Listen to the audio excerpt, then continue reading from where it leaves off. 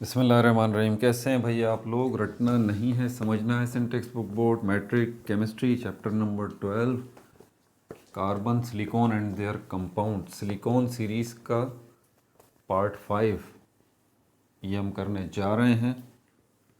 Properties of silicon, physical properties of silicon. Copy pencil ले लीजिए, lecture को note करना है और मुस्कुराते रहना है।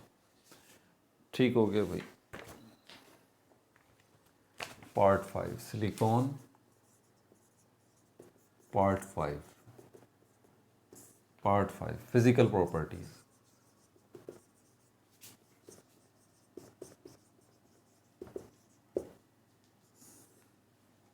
जब हम सॉलिड्स की बात करते हैं ना, तो हमेशा याद रखिए सॉलिड जो है ना वो दो किस्मों के होते हैं। या तो सॉलिड्स जो हैं, सॉलिड्स की दो किस्में होती हैं। सॉलिड्स की दो किस्में होती हैं, या तो एमॉर्फस होता है, एमॉर्फस सॉलिड्स होते हैं, ठीक है, या दूसरे होते हैं क्रिस्टलाइन, क्रिस्टलाइन सॉलिड्स। इन दो कैटेगरीज में डिवाइड करके रखिएगा, क्योंकि सिलिकॉन जो है हमारे पास दो कैटेगरीज में है, या तो एमॉर्फस है या फिर सिलिकॉन है ये, या फिर क्रिस्टलाइन है ये। एमॉर्फस सॉलिड्स कौन सा होता है? ये पाउडर शेप के होते हैं। देखें भाई, सॉलिड तो होगा ना, आप ये थोड़ी ना इनकार कर सकते कि वो सॉलिड नहीं है। कॉमन सॉल्ट को ले लीजिए, चीनी को ले लीजिए। आप क्या सॉलिड इस बोर्ड को ही समझते हैं जो इतना बड़ा सा है? नहीं नहीं। जो चीज़ फ्लो ना करे और जो चीज़ जो है वो हवा में उड़े नहीं, ठीक है, आसान लफ्ज़ों में, जो चीज़ फ्लो ना करे, बहे नहीं, और जो चीज़ हवा में उड़े नहीं, वो सॉलिड है। अब वो पाउडर की शक्ल में है या फिर वो इस तरह सॉलिड की शक्ल में है, वो सॉलिड ही रहेगी। इस बात को जहन में रखिएगा। ये एक अलग बात है कि अगर इन डिटेल हम देखें तो सॉलिड जो है वो पाउडर की शक्ल में अगर हवा में उड़ने लगे, जैसे कि डस्ट पार्टिकल्स होते हैं, मट्टी के ज़र्रात होते हैं, ये भी हवा में इधर उधर उड़ रहे होते हैं, ठीक है। तो आप ये कह सकते हैं कि सर आपने तो ये बोला था कि वो उड़े नहीं, तो ये तो उड़ भी रहे हैं। अब ये डस्ट पार्टिकल क्या ये गैस हो गए? नहीं, वो सॉलिड है, वो सॉलिड ही है, ठीक है। लेकिन उर्फ आम में आसान लफ्ज़ों में समझाने के लिए सॉलिड इस चीज़ को कहा जाता है। अब यहाँ पर ये जो हमारे पास एमॉर्फस सॉलिड है, ये कौन सा सॉलिड है? जो जिसकी कोई क्रिस्टलाइन शेप ना हो, वो एमॉर्फस है। ये दोनों वर्ड एक दूसरे के अपोजिट हैं। जब सॉलिड्स की बात आए ना, तो आप सब अपने जहन को जो है ना वो एक साइड पे ले आया करें कि आया ये सॉलिड है कौन सी कैटेगरी का, ये क्रिस्टलाइन है या एमॉर्फस है। ये क्रिस्टलाइन सॉलिड जो है इसका बहुत बड़ा, एक बहुत बड़ी ब्रांच है और उसके अंदर बहुत कुछ है समझने के लिए, ठीक है। आप अंदाज़ा कीजिए इतना कि मॉलिक्यूल्स के स्ट्रक्चर्स जो होते हैं, जो उनकी ज्योमेट्रीज होती हैं सारी की सारी, कि एक मॉलिक्यूल की ये ज्योमेट्री है, इस एंगल पे एक एटम है। मिसाल के तौर पर H2O को ले लीजिए, तो H2O में दो हाइड्रोजन के एटम हैं और एक ऑक्सीजन का है। तो ये हाइड्रोजन के एटम किस जगह पे किस एंगल के साथ जो है वो ऑक्सीजन के एटम के साथ अटैच हुए हुए हैं, ये उसकी ज्योमेट्री है। वाटर के मॉलिक्यूल की ज्योमेट्री है ये। तो ये ज्योमेट्री सारी की सारी जो है ना वो कैसे पता चलती है एक मॉलिक्यूल की? ये क्रिस्टलोग्राफी कहलाती है, ठीक है। तो ये बहुत बड़ी ब्रांच है। बहरहाल इस डिटेल में आपको नहीं लेके जाना चाहता। क्रिस्टलाइन सॉलिड्स वो होते हैं, क्रिस्टल वर्ड पहले भी आपको बताया, ये क्रिस्टलाइन वर्ड क्रिस्टल से निकला है। और क्रिस्टल किसको कहा जाता है? एनी ज्योमेट्रिकल शेप को, एनी ज्योमेट्रिकल शेप। लेकिन एक बात जहन में रखिएगा, any geometrical shape of solid, ठीक है। पेपर पे जो आप ड्राइंग कर रहे हैं ना, हाँ, ये पिछली वीडियोस में मैंने क्रिस्टल की डेफिनेशन बताई है, तो शायद मैं ये क्लियर करनी बात भूल गया हूँ कि बच्चे तो समझ रहे होंगे। मैंने शायद मिसाल भी दी थी कि उसकी कोई रेक्टेंगल शेप हो, कोई ट्राइंगल शेप हो, कोई जो है ना वो हेक्सागोनल शेप हो। तो ये बात जहन में रखिएगा कि जो सॉलिड ऑब्जेक्ट्स हों, यानी कि जिनका वजूद जो है वो 3 डायमेंशंस में डिवाइड हुआ हो, उनकी लंबाई भी हो, चौड़ाई भी हो और ऊंचाई भी हो। पेपर पे जो आप ज्योमेट्रिकल ड्राइंग्स करते हैं, मैं उनकी बात नहीं कर रहा, ठीक है। ऑब्जेक्ट्स भी तो होते हैं ना, 3D कोन्स भी तो होती हैं, ठीक है। बॉल भी तो है, सर्कुलर शेप्ड की होती है। ऑब्जेक्ट्स मतलब जिनको जिनको आप हाथ में पकड़ सकें, जैसे कि ये मार्कर है, साइलेंड्रिकल इन शेप है, तो ये ऑब्जेक्ट है, ये कोई ड्राइंग नहीं है। तो ज्योमेट्री ड्राइंग की शक्ल में भी होती है, ठीक है। वो ट्राइंगल जो आप बनाते हैं, सर्किल जो आप बनाते हैं, वो तो मैं उस ड्राइंग वाली ज्योमेट्री की बात नहीं कर रहा, ये याद रहे। मैं प्रैक्टिकल ज्योमेट्री की बात कर रहा हूँ, मैं सॉलिड ऑब्जेक्ट्स की ज्योमेट्री की बात कर रहा हूँ। जैसे कि पिरामिड को देख लीजिए आप, वो भी ट्राइंगुलर इन शेप है ना, लेकिन वो एक ऑब्जेक्ट है, वो कोई ड्राइंग थोड़ी ना है। तो इसी तरह ये बॉक्स है एक, वो रेक्टेंगल शेप्ड में है, ठीक है। वो जो है वो स्क्वायर्ड शेप का कोई बॉक्स है, कोई सर्कुलर चीज़ है, ठीक है। सर्किल और स्फेयर में यही तो फ़र्क होता है। सर्किल वो होता है जो कि ड्राइंग होती है, स्फेयर वो होता है जो कि ऑब्जेक्ट होता है, गोल, जैसे कि क्रिकेट की बॉल है, इस तरह से। तो ये बात समझिएगा ज़रा, क्रिस्टलाइन सॉलिड्स की जब हम बात करते हैं ना, तो ऐसे सॉलिड्स जो कि क्रिस्टल की शक्ल के हों। क्रिस्टलाइन सॉलिड मतलब ऐसे सॉलिड जो कि क्रिस्टल की शक्ल के हों, और क्रिस्टल का मतलब है एनी ज्योमेट्रिकल शेप। लेकिन दोबारा क्लियर कर दूं कि एनी ज्योमेट्रिकल शेप से मतलब मेरा वो शेप्स नहीं है जो कि आप ड्राइंग करते हैं, ठीक है। इस बात का ख्याल रखिएगा। ये ज्योमेट्री किसकी है? ये सॉलिड ऑब्जेक्ट्स की ज्योमेट्री है, जिनको आप हाथ में पकड़ सकते हैं, ठीक है। जैसे कि चीनी के दाने हैं, वो क्रिस्टल आप उनको कहें, क्यों? क्योंकि चीनी के दाने जो है वो स्क्वायर्ड शेप में होते हैं, ठीक है। तो ये बात जहन में रहे। तो ऐसा कोई भी सॉलिड ऑब्जेक्ट जिसकी कोई ना कोई ज्योमेट्रिकल शेप हो, लेकिन सॉलिड ऑब्जेक्ट की, वो क्रिस्टल कहलाता है।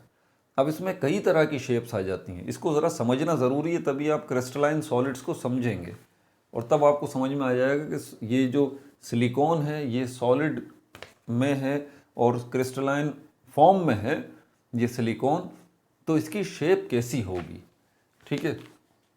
इसमें हमारे पास कई सारी शेप्स आ जाती हैं। ट्राइंगुलर इन शेप्ड आ जाती है, जैसे कि हमारे पास वो पिरामिड है इजिप्ट में जो है, अहराम मिस्र, ठीक है, उनको देख लीजिए। इसके अलावा हमारे पास एक और ज्योमेट्रिकल ऑब्जेक्ट है हमारा अपना मुसलमानों का, खाना काबा। क्यूबॉइड है वो, क्यूब में नहीं है, वो क्यूबॉइड है, क्यूबॉइड कहलाता है वो, ठीक है। दूसरा क्यूब जो कहलाता है वो ऐसा होता है जो कि स्क्वायर्ड शेप होता है चारों साइड से। जिस तरह से ये एक डब्बा आप ले लीजिए, एक बॉक्स ले लें, तो इसकी चारों साइड्स जो हैं वो बराबर हैं, ये क्यूब कहलाता है। ये क्या कहलाता है? ये क्यूब कहलाता है। अगर खाना काबा को देखें आप, उसकी शेप ऐसी है, ठीक है, उसकी शेप ऐसी है, रेक्टेंगुलर इन शेप्ड है। अब रेक्टेंगल की बात करते हैं तो वो तो फिर आपके जहन में फ़ौरन ड्राइंग आ जाएगी ये वाली। इसका ध्यान रखिएगा, ये चीज़ें आपको सीखनी ज़रूरी हैं, केमिस्ट्री में ये बहुत काम देती हैं ये कॉन्सेप्ट्स।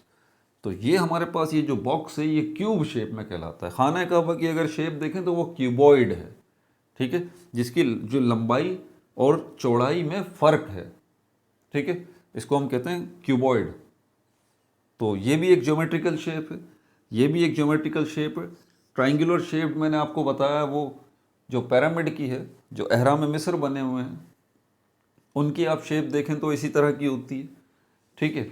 और कई तरह की ज्योमेट्रिकल शेप्स हैं। स्फेयर, सर्किल तो एक ड्राइंग होती है, स्फेयर जो है वो गोल चीज़ होती है, बॉल, ये भी एक ज्योमेट्रिकल शेप है मतलब। और इसके अलावा हेक्सागोनल है, हेक्टागोनल है, ठीक है, हेक्सागोन है, पेंटागोन है, 5 फेसेस वाला जो है वो सॉलिड ऑब्जेक्ट।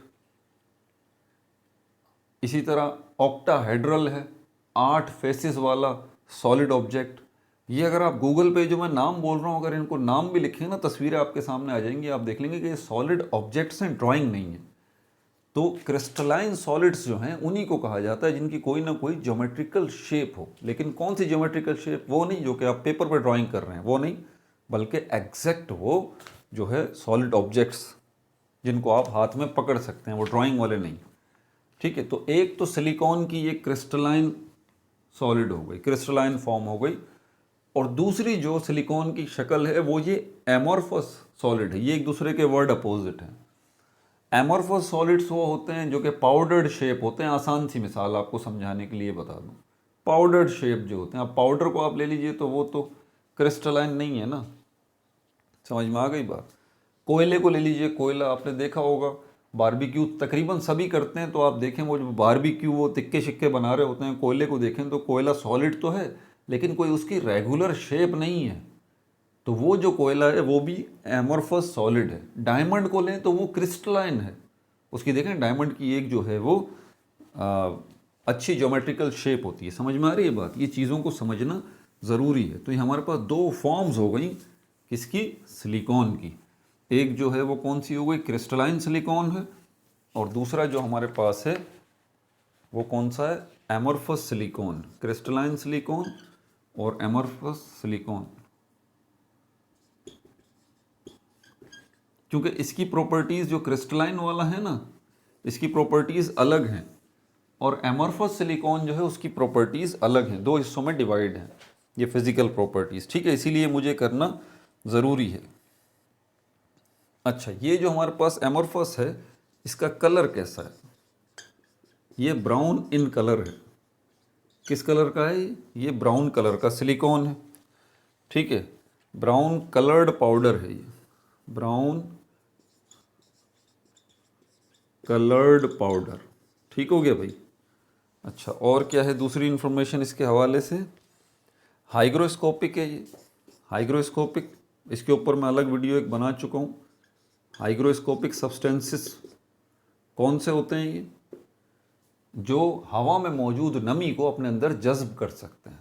ठीक है, एयर में जो मॉइस्चर है ना, हवा में जो नमी है, जो ह्यूमिडिटी है, जो मॉइस्चर है, जो वाटर वेपर्स हैं पानी हवा के अंदर, इनको हवा से ये सक कर सकते हैं, जज्ब कर सकते हैं अपने अंदर से। कैसे, जैसे कि पानी पड़ा हुआ है, टिश्यू पेपर उसके ऊपर रख दीजिए, वो टिश्यू पेपर क्या करेगा, उसको एब्जॉर्ब कर लेगा। तो ऐसे सब्सटेंसेस को जो हवा में मौजूद पानी को अपने अंदर जज्ब कर सकते हों, तो उनको हाइग्रोस्कोपिक सब्सटेंसेस कहा जाता है। ये जो एमोर्फस सिलिकॉन है ये हाइग्रोस्कोपिक भी है। Specific gravity, specific gravity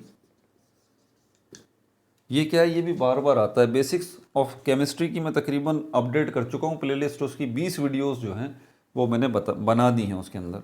specific gravity के ऊपर भी जो ना एक सेपरेट वीडियो बनाऊंगा ताकि ये समझ में आए। इसकी स्पेसिफिक ग्रेविटी है 2.35।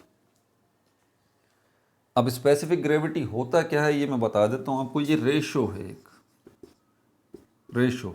अब रेशो समझाने के लिए अब फिर वक्त कम है, तो रेशो के ऊपर भी, रेशो मैंने बहुत सारी वीडियोस में समझाया है रेशो होता क्या है, इसको भी समझना आपको ज़रूरी है।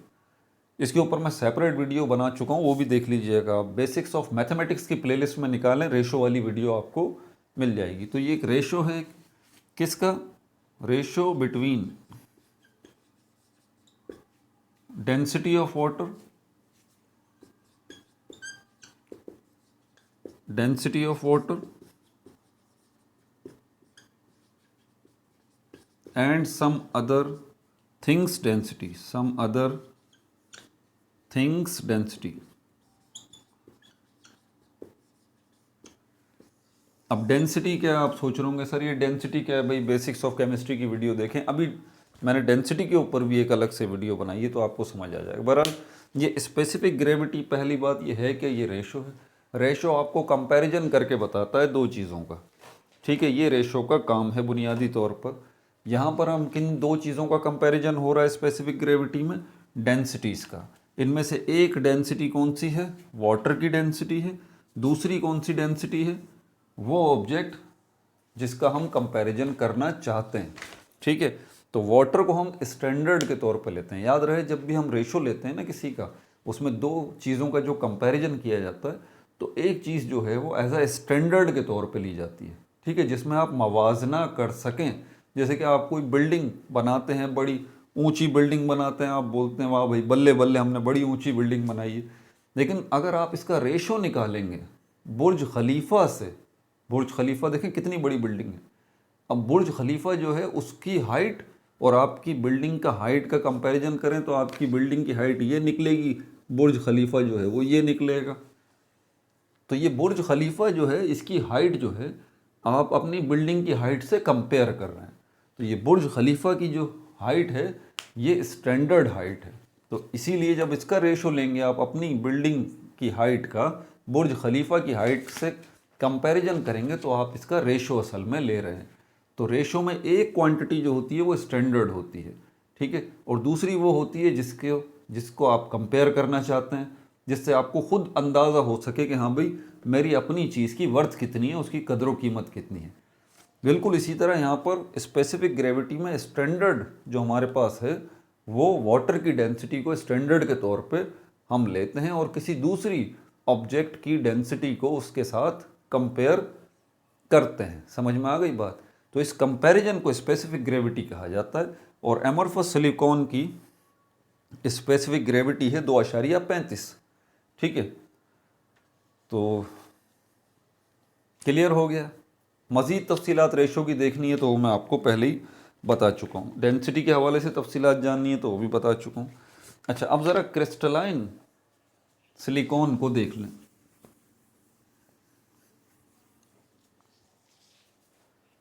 क्रिस्टलाइन सिलिकॉन जो है इसकी तफसीलात भी आप देख लीजिए। ये ग्रे कलर का होता है, ब्राउन कलर का नहीं होता। इसका कलर कैसा है? ये ग्रे है, ठीक है। और क्या है? ये ओपेक है,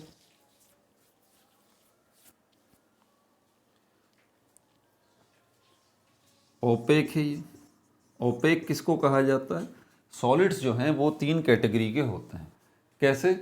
एक वो सॉलिड होते हैं जो कि ट्रांसपेरेंट होते हैं, जैसे कि ये मेरे ग्लासेस में लगा हुआ है शीशा, ये ट्रांसपेरेंट है। इसमें से 100% लाइट जा रही है, आसानी से गुजर रही है। पूरी लाइट बाहर से जितनी आ रही है वो इस गिलास में, शीशे में से गुजर के मेरी आंखों में जा रही है। तो ये जो सॉलिड है शीशा, ये ट्रांसपेरेंट है। दूसरा होता है ट्रांसल्यूसेंट। ट्रांसल्यूसेंट जिसमें से कुछ लाइट तो गुजरती है और कुछ गुजरती नहीं है। इनको हम कहते हैं कि मिसाल के तौर पर कुछ शीशे होते हैं वो कलर्ड होते हैं, ठीक है, कलर्ड शीशे होते हैं, ब्लैक कलर उनके ऊपर किया हुआ होता है या ब्राउन या ब्लू कलर किया हुआ होता है। आपके ग्लासेस कुछ इस किस्म के कलर्ड ग्लासेस हैं, उनको देखें आप, वो इस तरह के होते हैं कि उसमें से कुछ तो लाइट गुजरती है और कुछ गुजरती नहीं है, पूरी लाइट गुजर नहीं पाती। तो ऐसे ऑब्जेक्ट्स को कहा जाता है ट्रांसल्यूसेंट, जिनमें से कुछ लाइट गुजर जाए और कुछ ना गुजर पाए, उनको ट्रांसल्यूसेंट कहते हैं। तीसरी कैटेगरी सॉलिड्स की वो होती है जिनमें से लाइट नहीं गुजर सकती, जिनमें से लाइट नहीं गुजर सकती, उनको ओपेक कहा जाता है। मिसाल के तौर पर ये मार्कर है, ये भी सॉलिड है, तो ये ओपेक है, इसमें से लाइट गुजर नहीं सकती, थोड़ी सी भी नहीं गुजर सकती, इससे टकराकर बाउंस बैक हो जाएगी, टकराकर वापस आ जाएगी, रिफ्लेक्ट हो जाएगी। इस बोर्ड को देख लीजिए, ये भी ओपेक है, तो इससे भी लाइट टकराकर बाउंस बैक हो जाएगी, वापस हो जाएगी, इसमें से गुजर नहीं सकती।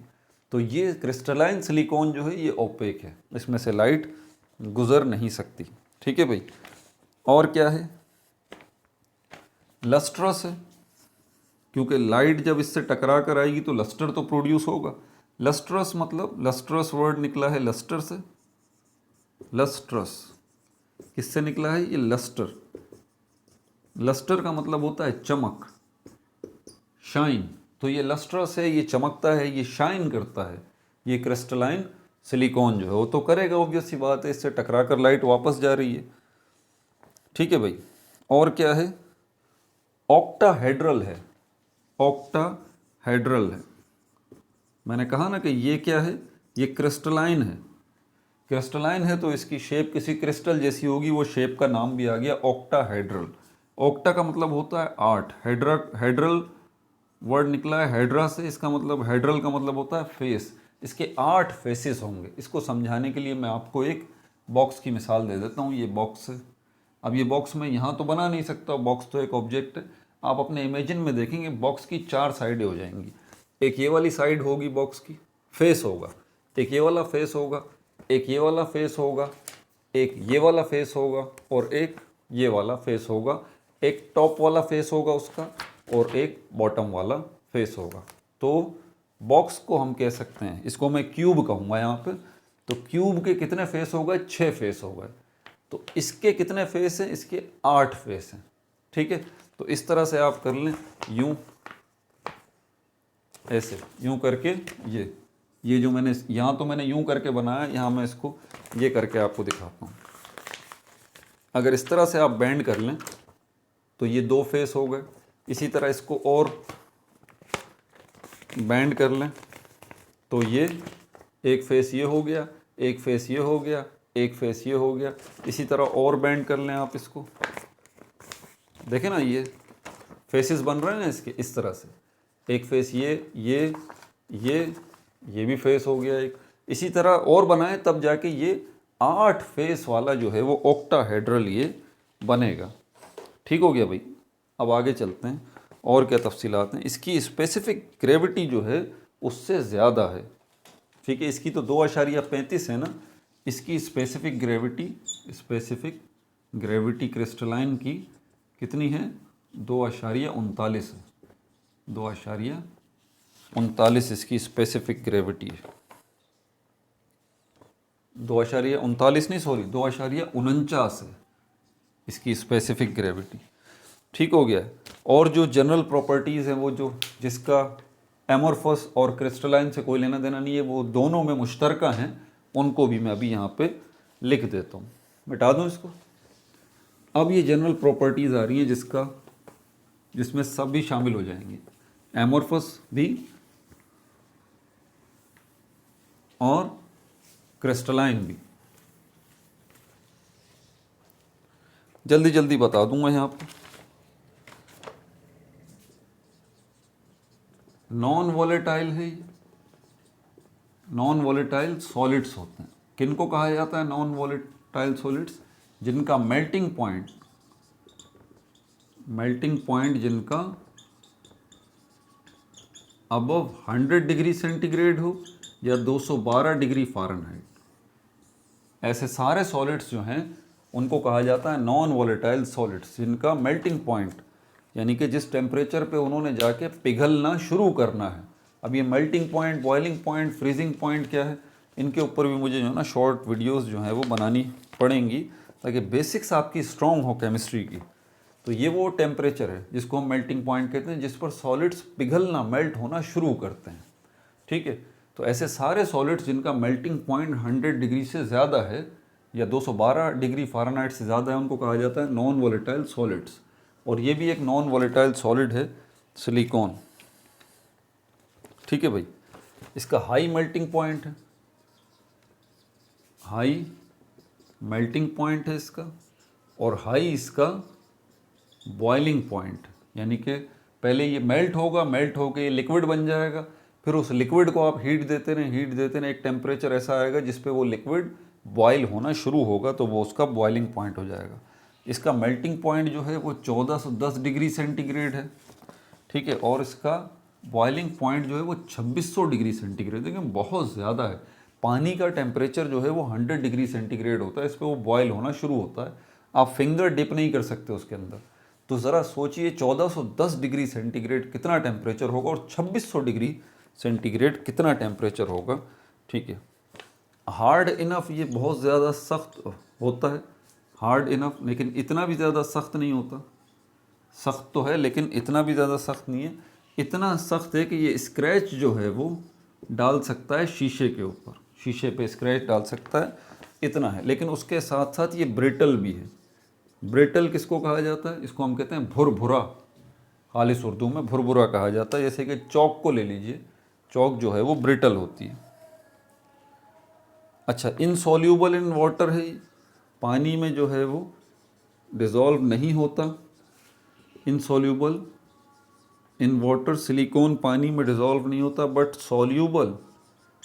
Soluble in hydrofluoric acid, hydrofluoric acid में ये सॉल्यूबल है। ठीक है। पुअर कंडक्टर ऑफ इलेक्ट्रिसिटी है। अब ज़रा ये समझ लीजिएगा, कंडक्टर हम उनको कहते हैं जिनमें से इलेक्ट्रिक करंट पास हो जाता है। इंसुलेटर हम उन चीज़ों को कहते हैं जिसमें से इलेक्ट्रिक करंट पास नहीं होता। ये दो कैटेगरी मैंने आपको बता दी। ये मिटा दूं सब?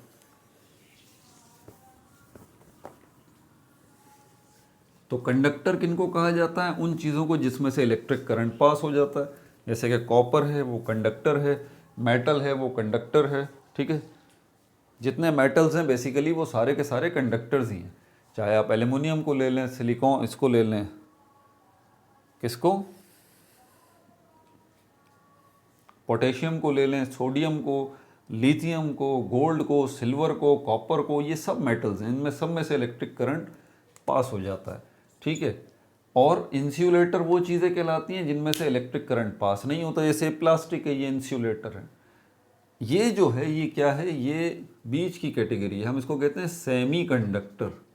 सेमी कंडक्टर है, सेमी कंडक्टर।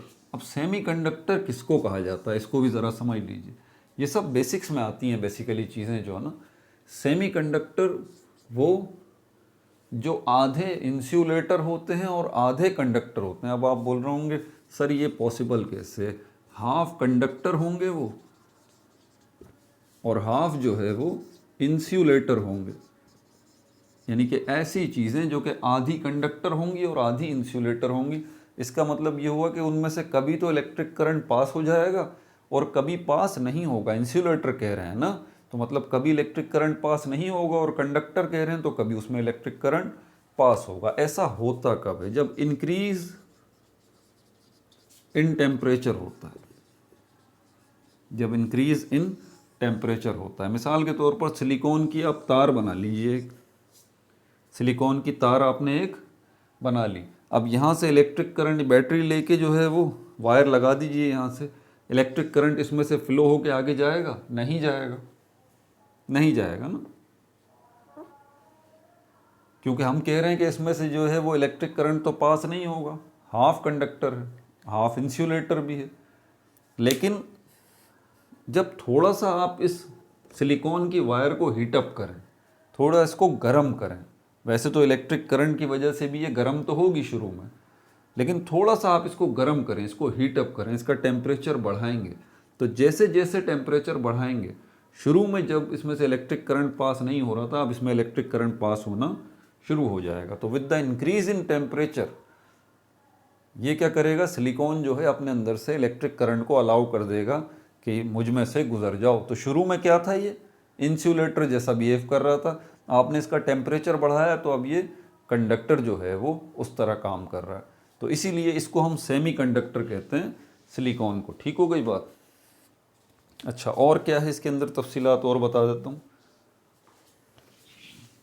वीडियो बड़ी तो नहीं बन गई, पता नहीं कितनी बड़ी बन गई, मुझे तो अंदाज़ा भी नहीं है, लेकिन सीखने को इंशाल्लाह आपको बहुत कुछ मिला होगा इसके अंदर। अच्छा, ये डिज़ोल्व हो सकता है, dissolve in hot alkali solution. Alkali solution, solution क्या होता है ये मैं पहले भी कई दफ़ा बात बताई है। एक बीकर लीजिए, इसमें पानी लीजिए और इसमें सोडियम क्लोराइड सॉल्ट डाल दीजिए, चम्मच हिलाइए, सॉल्ट जो है वो डिज़ोल्व हो जाएगा। ये चीज़ बन गई अब सॉल्यूशन।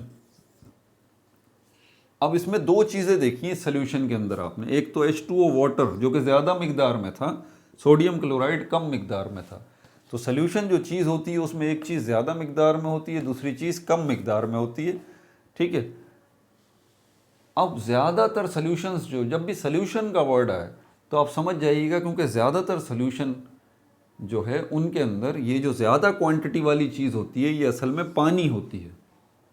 ज़्यादा क्वांटिटी वाली जो चीज़ होती है वो हमेशा पानी होती है। जब हम कहते हैं ना कि हमने सॉल्ट सॉल्यूशन बनाया, तो समझ जाइए कि सॉल्ट कम मिकदार में होगा और दूसरी जो चीज़ होगी वो पानी होगा, और पानी बहुत ज़्यादा मिकदार में होगा। हम कहते हैं शुगर सॉल्यूशन बनाया, बच्चे से भी अगर पूछेंगे तो भाई सॉल्ट सॉल्यूशन है तो क्या होगा ये, वो बोलेगा इसमें पानी लिया आपने बहुत सारा, उसमें थोड़ा सा सॉल्ट मिला दिया आपने, ये सॉल्ट सॉल्यूशन बन गया।